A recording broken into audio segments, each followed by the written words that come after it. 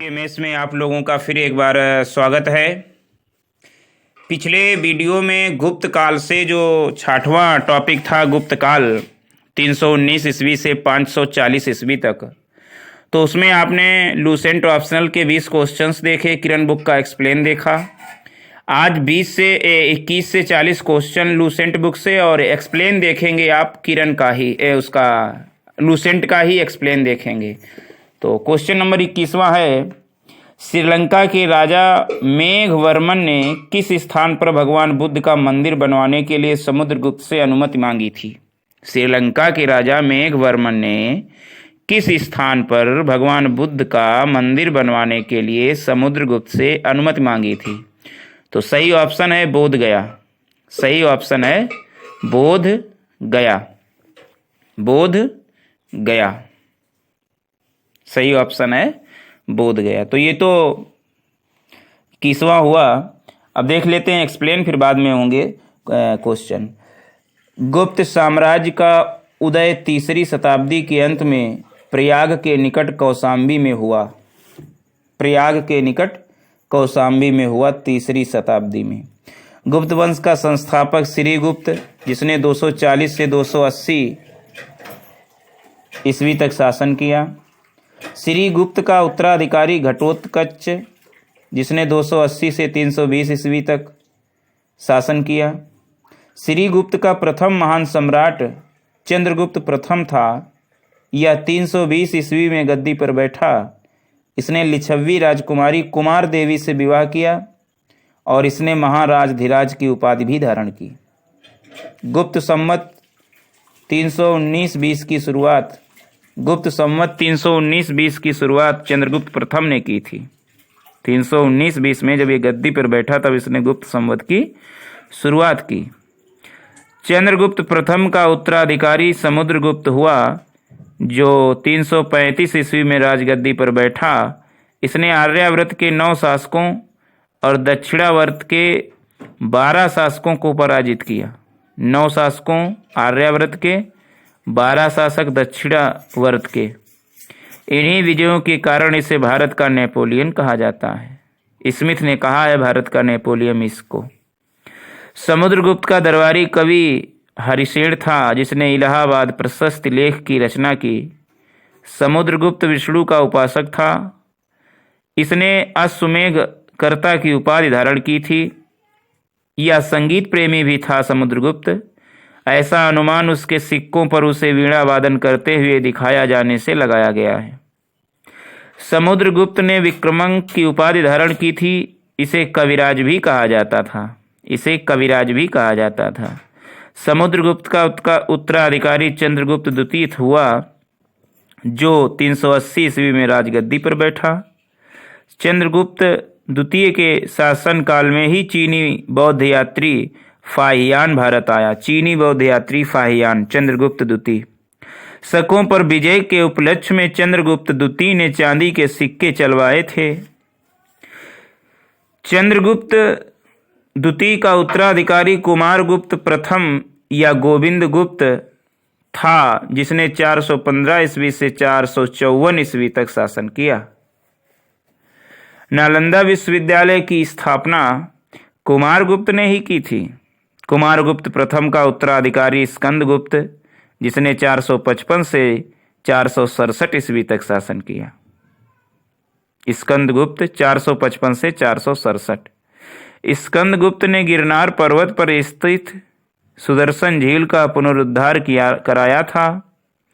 इसने पर्णदत्त को सौराष्ट्र का गवर्नर नियुक्त किया। पर्णदत्त को सौराष्ट्र का गवर्नर नियुक्त किया। इसी के शासनकाल में हूणों का आक्रमण शुरू हो गया और अंतिम गुप्त शासक विष्णुगुप्त था। गुप्त साम्राज्य की सबसे बड़ी प्रादेशिक इकाई देश थी, जिसके शासक को गोपना कहा जाता था। सबसे बड़ी प्रादेशिक इकाई देश थी, जिसके शासक को गोपना कहा जाता था। एक दूसरी प्रादेशिक इकाई भुक्त थी, जिसके शासक उपरिक कहलाते थे। जिसके शासक उपरिक कहलाते थे। भुक्त के नीचे विषय नामक प्रशासनिक इकाई होती थी, जिसके प्रमुख विषय पति कहलाते थे। भुक्त के नीचे सबसे ऊपर देश, फिर भुक्ति, फिर विषय। तो भुक्ति के नीचे विषय और इसका जो प्रमुख होता था विषयपति। पुलिस विभाग का मुख्य अधिकारी दंडपाशिक कहलाता था। दंडपाशिक। पुलिस विभाग के साधारण कर्मचारियों को चाट या भाट कहा जाता था। प्रशासन की सबसे छोटी इकाई ग्राम थी। ग्राम का प्रशासन ग्राम सभा द्वारा संचालित होता था। ग्राम सभा का मुखिया ग्रामीक कहलाता था। अन्य सदस्य महतर कहलाते थे। ग्राम का मुखिया ग्रामीक, अन्य सदस्य महतर। ग्राम समूहों की छोटी इकाई को पेठ कहा जाता था। पेठ। गुप्त शासक कुमारगुप्त के दामोदरपुर ताम्रपत्र में भूमि बिक्री संबंधी अधिकारियों के क्रियाकलापों का उल्लेख है। गुप्त शासक कुमारगुप्त के दामोदरपुर ताम्रपत्र, दामोदरपुर में जो ताम्रपत्र मिला है उसमें भूमि बिक्री संबंधी अधिकारियों के क्रियाकलापों का उल्लेख है।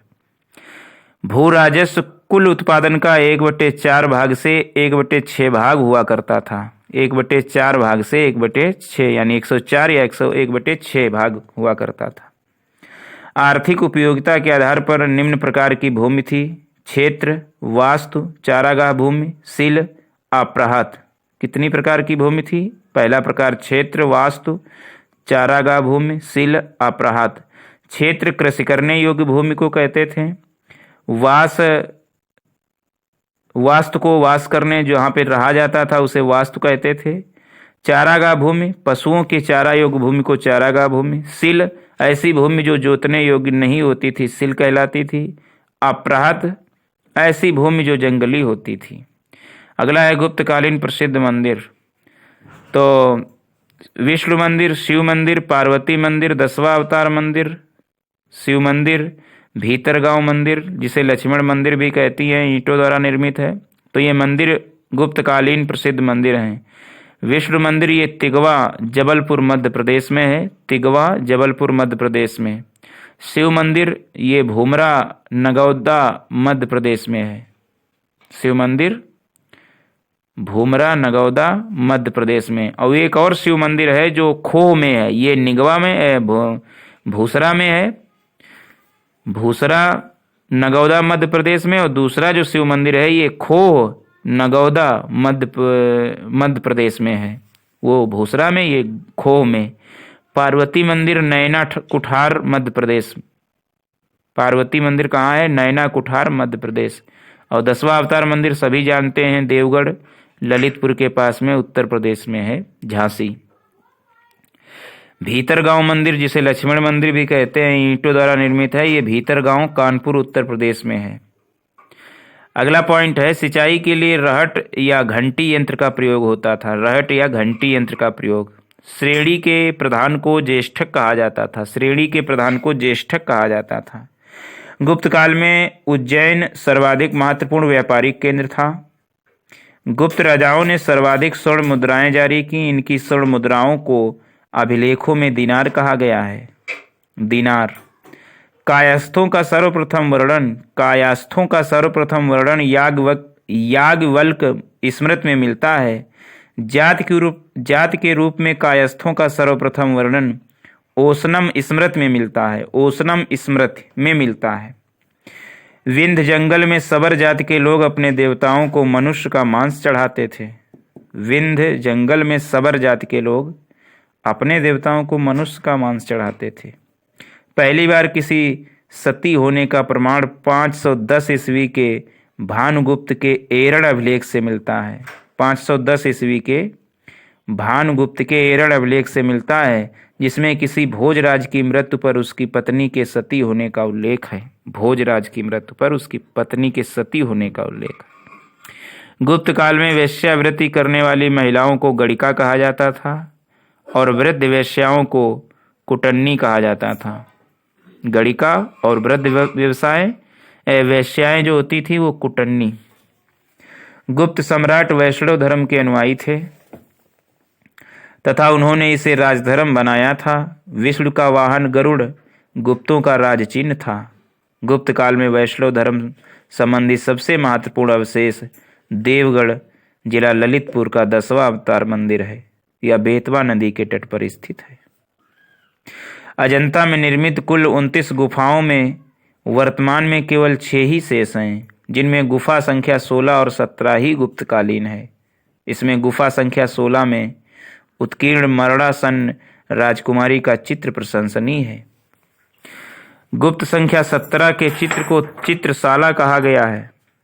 इस चित्रशाला में बुद्ध के जन्म, जीवन, महाविनिष्क्रमण एवं महापरिनिर्वाण की घटनाओं से संबंधित चित्र उद्धृत किए गए हैं। अजंता की गुफाएं बौद्ध धर्म की महायान शाखा से संबंधित हैं। गुप्त काल में निर्मित अन्य गुफा बाघ की गुफा है, जो बाघ नामक स्थान पर विंध्य पर्वत को काटकर बनाई गई है। मतलब गुप्त काल में निर्मित अन्य गुफाओं में बाघ की गुफा है, जो बाघ नामक स्थान पर विंध्या पर्वत को काटकर बनाई गई है। और ये बाघ नामक जो गुफा है, ये जिला धार मध्य प्रदेश में पड़ती है। चंद्रगुप्त द्वितीय के शासनकाल में संस्कृत भाषा का सबसे प्रसिद्ध कवि कालिदास थे। चंद्रगुप्त द्वितीय के दरबार में रहने वाला आयुर्वेदाचार्य धन्वंतरि था। गुप्त काल में विष्णु शर्मा द्वारा लिखित पंचतंत्र संस्कृत में है, जो पंचतंत्र को संसार का सर्वाधिक प्रचलित ग्रंथ माना जाता है। बाइबिल के बाद इसका दूसरा स्थान है। इसे 5 भागों में बांटा गया है पंचतंत्र को: मित्रभेद, मित्रलाभ, संधि विग्रह, लब्ध प्रणाश, अपरिच्छाकारित्व। मित्रभेद, मित्रलाभ, संधि विग्रह, लब्ध प्रणाश, अपरिच्छाकारित्व, ये 5 भेद हैं पंचतंत्र के। आर्यभट्ट ने आर्यभट्टियम एवं सूर्य सिद्धांत नामक ग्रंथ लिखे। इसी ने सर्वप्रथम बताया कि पृथ्वी सूर्य के चारों ओर घूमती है। चंद्रगुप्त द्वितीय के दरबार में रहने वाले प्रमुख विद्वान वारामिहिर, धन्वंतरि, ब्रह्मगुप्त आदि थे। वारामिहिर, धन्वंतरि, ब्रह्मगुप्त। पुराणों की वर्तमान रूप में रचना गुप्त काल में हुई। इसमें ऐतिहासिक परंपराओं का उल्लेख है। संस्कृत गुप्त राजाओं की शासकीय भाषा थी।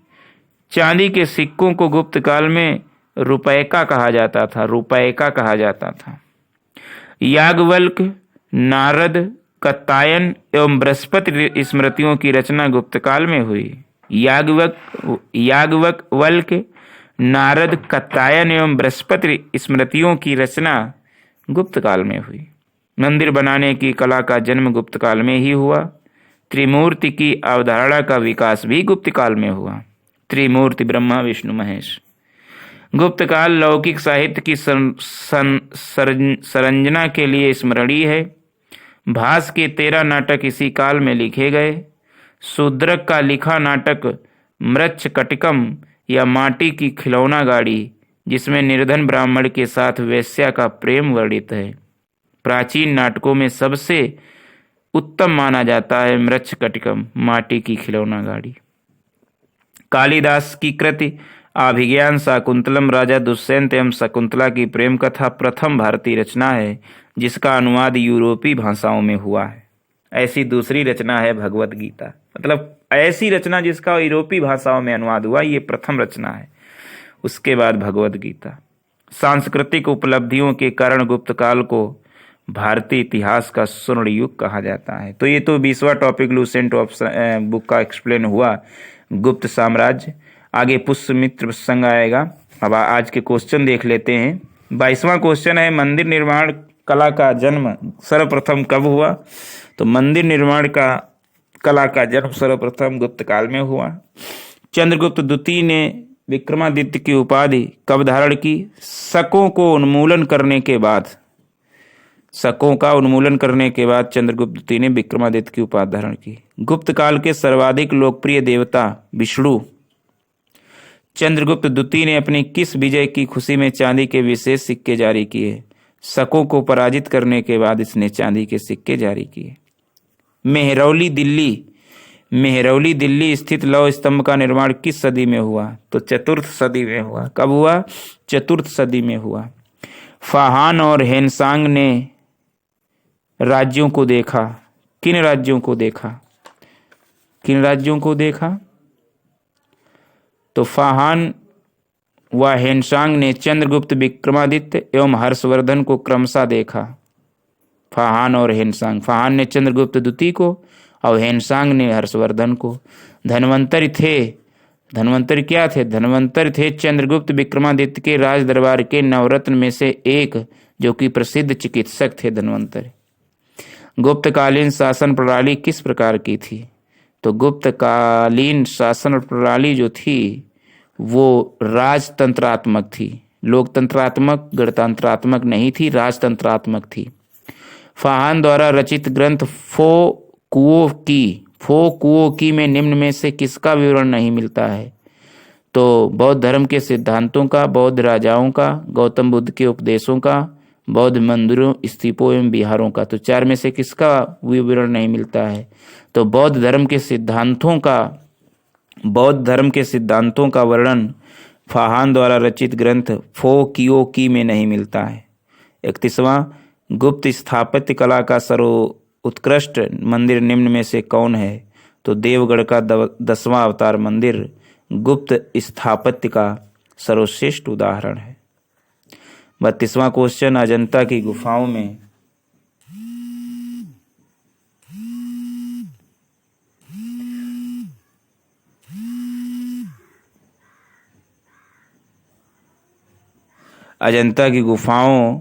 किन गुफाओं का निर्माण गुप्त काल में हुआ? तो 16, 17 और 19। 16, 17, 19। 33वां है, अमरकोश के लेखक अमर सिंह किस शासक के दरबार से जुड़े थे? तो अमरकोश के लेखक अमर सिंह जो थे वो जुड़े थे चंद्रगुप्त द्वितीय से। गुप्त संवत 319-20 को प्रारंभ करने का श्रेय किसे दिया जाता है? चंद्रगुप्त प्रथम को। किसको?